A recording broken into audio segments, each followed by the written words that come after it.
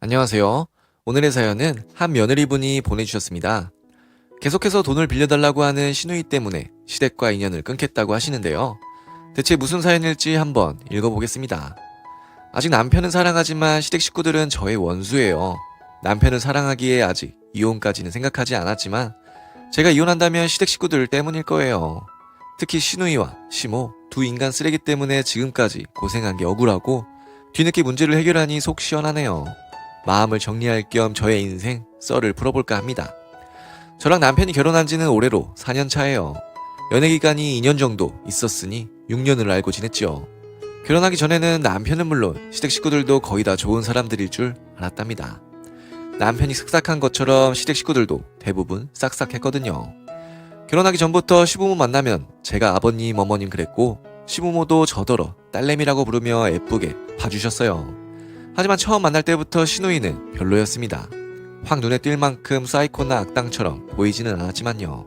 첫인상부터 왠지 믿을 수 없는 사람처럼 보이더라고요. 척 봐도 경박하고 가벼워서 알고 지내는 건 몰라도 가까이 하면 안 될 것 같은 사람처럼 보이는 겁니다.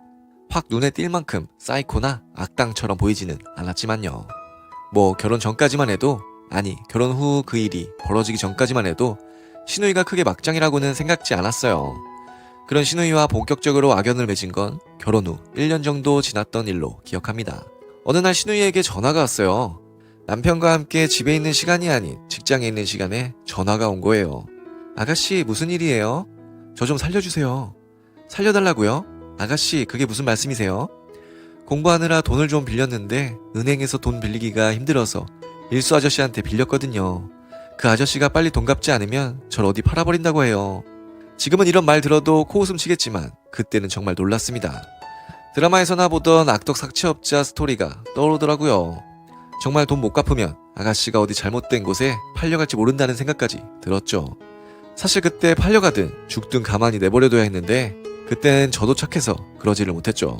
전화번호도 시누이 번호고 목소리도 그렇고 보이스피싱이 아니라는 건 확실했기에 시누이가 보내달라는 대로 돈을 보내주었어요. 자기가 일수꾼에게 돈 빌린 걸 알면 시댁에서 쫓겨난다고 아무에게도 말하지 말라 해서 저도 비밀로 하고 돈을 빌려주었습니다. 그때 빌려간 돈이 300만 원이었죠. 300만 원에서 끝났으면 이런 이야기 쓰지도 않았습니다. 그로부터 얼마 후 시누이에게 다시 전화가 오더라고요. 아가씨 그 일은 잘 끝났어요?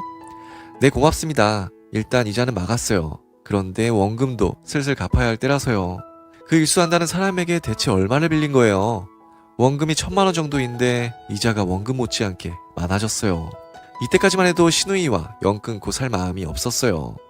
그래서 시누이한테 인생 그렇게 살면 안 된다, 돈 빌리는 게 얼마나 무서운지 알아야 한다는 둥 진지하게 타이르기까지 했습니다. 시누이는 알겠다면서 다시 돈을 빌려달라 하더라고요.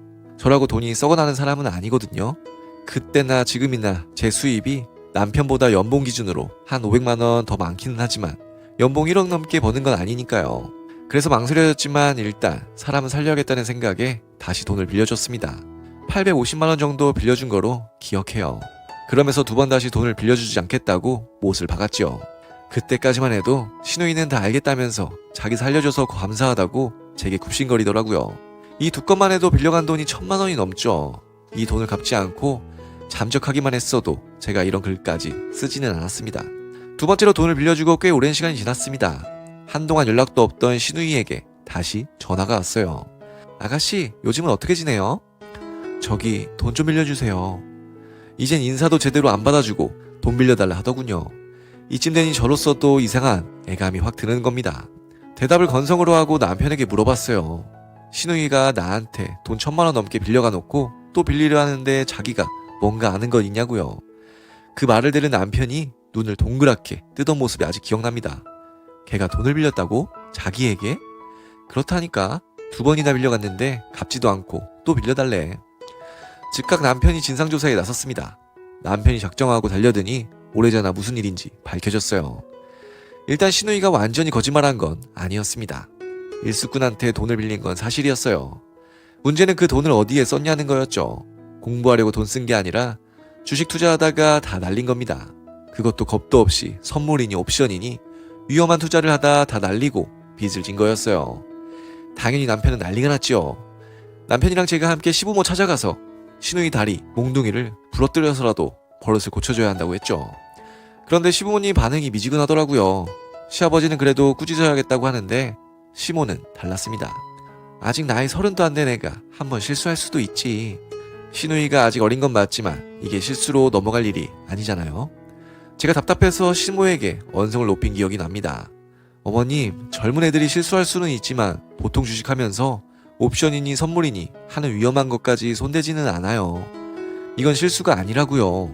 그래도 우리 시모 똥오줌 못 가리고 자기가 좋게 타이르겠다고만 하더군요. 꾸짖어 주겠다는 시아버지도 어느새 말이 바뀌어서 좋게 타이르겠다고만 말하고요. 답답해서 그럼 시누이가 제게 빌려간 돈은 어떻게 할 것이냐고 물었습니다. 시부모가 좋게 타이른다면 그 돈은 자기들이 대신 갚아줄 줄 알았죠. 안 그러더라고요. 돈은 나중에 그 애한테 받으려무나 아니면 시누이 사람 만들어주기 위해 투자했다고 생각하고 시누이 사람 만들어주는데 제 돈을 1000만원 넘게 투자한다는 게 무슨 개소리입니까? 상대가 시부모만 아니었어도 그 자리에서 욕 나왔을 겁니다. 남편도 같이 있어서 차마 심한 소리는 못했지만요. 남편도 답답했는지 시부모와 헤어지고 제게 따로 말하더라고요. 그의 빚은 우리 부모님이 갚아주실 것 같아. 앞으로는 절대 시누이한테 돈 빌려주지 마. 내가 이미 빌려준 돈은 기다려보고 정 안되면 내가 줄게. 남편의 마음이 고마워서 이 일은 그만 잊기로 했습니다. 그리고 또 시간이 흘렀고요. 얼마 전의 일이었습니다. 모르는 번호로 전화가 오는 겁니다. 제가 모르는 번호는 잘 안 받는데 5번인가 연달아 전화가 와서 하는 수 없이 받았어요. 바로 시누이 전화였습니다. 저 좀 살려주세요. 거의 연락도 없던 사람이 다짜고짜로 살려달라고 비명을 지르기에 저도 놀랐죠. 무슨 일이에요? 이번에 빚 못 갚으면 진짜 제 인생 끝장나요. 그 말 듣기 무섭게 전화를 바로 끊고 제게 온 번호를 수신거부 처리했습니다. 보나마나 사기치고 돈 빌리려고 하는 거로 생각했거든요. 그런데 이번에는 정말 상황이 급하기는 하더라고요. 좀 있으니 시모에게 다시 전화가 왔습니다. 너 왜 시누이 전화 안 받니? 어머님, 그걸 몰라서 모르세요? 또 돈 빌려달라고 하는데요? 애가 다 죽게 생겼단다. 그 말을 믿으세요? 이번에는 진짜야. 시모 목소리가 정말 다급하기는 했습니다. 자세한 사정을 들어보니 확실히 일이 다급하게 되긴 했더군요. 시누이 이 미친년이 이번에는 도박한 겁니다. 무슨 해외 인터넷 도박인지 뭔지를 했다는데 그거 하다가 진 빚이 5천인가 그렇대요. 빨리 돈 다 안 갚으면 감옥 갈지도 모르고 감옥 나와서도 평생 쫓겨다닐 판이라더군요. 지난번 일수업자보다 훨씬 무서운 사람들에게 돈을 빌린 모양이었습니다. 빚 때문에 자기 휴대폰도 못 쓰게 되어서 다른 사람 폰 빌려서 제게 전화했다는 겁니다. 우리 가족 일이거나 처음 있는 일이었다면 저도 많이 놀라고 당황했겠죠. 5천까지는 못 빌려줘도 가능한 돈을 빌려주었을 수도 있어요. 하지만 저는 더는 신경 쓰지 않기로 했습니다. 죽든 감옥에 가든 신용불량자 되든 저 알 바 아니라 생각했습니다. 그건 아가씨 사정이고요. 저는 아가씨한테 10원도 더 못 빌려줍니다. 이러고 전화 끊었어요. 이후 시댁에서는 난리가 났죠. 제게 오는 전화에 문자에 하도 시끄러워서 한동안 휴대폰을 끄고 다녔다니까요. 나중에 들어보니 요즘 시댁 식구들이 하나같이 돈이 없답니다. 우리 남편 포함해서요. 요즘 워낙 경기가 안 좋다 보니 자영업하는 시댁 식구들 모두 힘들고 남편도 무급휴가 받으면서 아르바이트로 연명하고 있는 상황이에요. 그나마 제가 경제적으로 사정이 제일 나으니 저한테 빌붙으려는 겁니다. 제가 돈 빌려주면 시누이가 숨통 트이고 아니면 진짜 깜빵이나 더 무서운 곳으로 끌려갈지 모르는 상황이더라고요. 하지만 저는 시댁에, 특히 계속 제게 전화하는 시모에게 확실히 못을 박았습니다. 시누이 그 인간 죽든 말든 알 바 아니에요.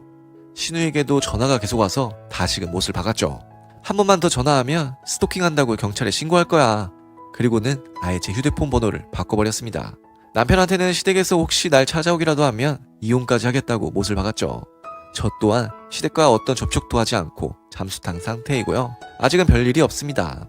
남편 말이 시누이는 경찰에 자수할 생각이랍니다. 빚 못 갚고 불법 도박한 것으로 감옥 가는 게 유일한 해결책이라고 생각한다나요? 그러든 말든 제 할 바 아니죠. 남편도 시누이를 도와주고 싶어하는 눈치지만 제가 무서워서 아무 말 못하고 있고요. 혹시 남편이 자기 돈으로 시누이 도와주려 한다면 그건 받아들일 수 있습니다. 하지만 혹시 빚을 내거나 제 돈에 손을 대려고 하면 즉시 이혼 신청하겠다고 말해두었어요. 덕분에 시누이는 도움도 못 받고 선택의 갈림길에 선 모양이더라고요. 감옥에 갈지 빚쟁이에게 붙잡힐지 말이죠. 저야 어느 쪽이든 상관없습니다. 그 인간과 시댁꼴 안 보고 살면 되니까요. 네, 오늘의 사연은 여기까지입니다. 시누이의 과한 요구에 결국 인연을 끊었다는 말씀이셨습니다. 사연을 보내주신 분 말씀처럼 신우이가 확실히 정신을 차리지 않는다면 인연을 끊는 게 유일한 방법이겠죠. 그럼 저는 다음 사연으로 돌아올 테니 구독과 좋아요, 알람 설정 부탁드려요.